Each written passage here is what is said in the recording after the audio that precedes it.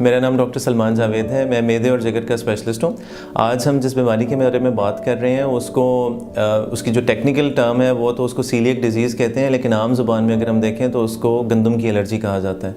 ये एक ऐसी बीमारी है कि जिसके बारे में एग्जैक्ट इसका वजह कि किस वजह से ये बीमारी हो रही है, अगर उसको हम बात करें आम लोगों के समझने के लिए, तो बाज़ औक़ात ऐसा होता है कि कुछ लोगों के अंदर ये वैसे ही टेंडेंसी होती है, उन लोगों के अंदर ये एक चीज़ चल रही होती है कि गंदम से बॉडी एलर्जी कर जाती है और प्रॉब्लम होता है। और बाज़ औक़ात इसमें फैमिली के फैक्टर्स भी शामिल होते हैं कि फैमिली के अंदर अगर ये चीज़ चल रही है पहले से, तो अगले उनके बच्चों के अंदर, बहन भाइयों के अंदर ये चीज़ होती है कि उनको भी गंदम की एलर्जी हो सकती है।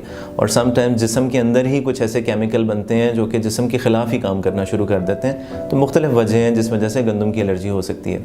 लेकिन अब ये है कि इसके बाद ये बीमारी इस किस्म की है कि इसमें बाज़ औक़ात तो ऐसा होता है कि पेट बहुत ख़राब होता है, लूज़ मोशंस लग जाते हैं और लूज़ मोशन ठीक ही नहीं होने को आते हैं किसी भी वजह से।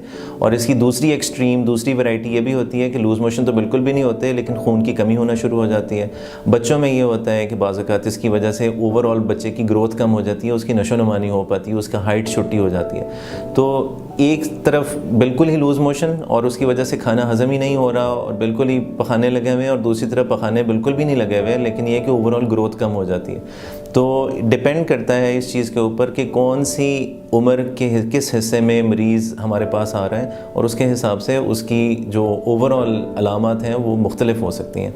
इसका इलाज एक तो जो पेचीदगियाँ चल रही हैं कि अगर खून की कमी है या विटामिन्स की कमी है, वो तो हमने देना ही है, लेकिन जो इसका मेन इलाज है वो यही है कि हमें गंदम को रोकना है।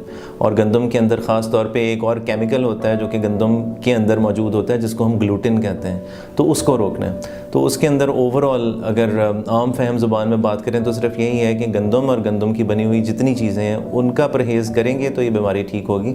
वरना फिर ये होता है कि आपने ज़रा सी बदपरहेज़ी की तो दोबारा फिर से काम वहाँ से स्टार्ट हो जाता है जहाँ से शुरू में हमें ये बीमारी की तशख़ीस हुई थी।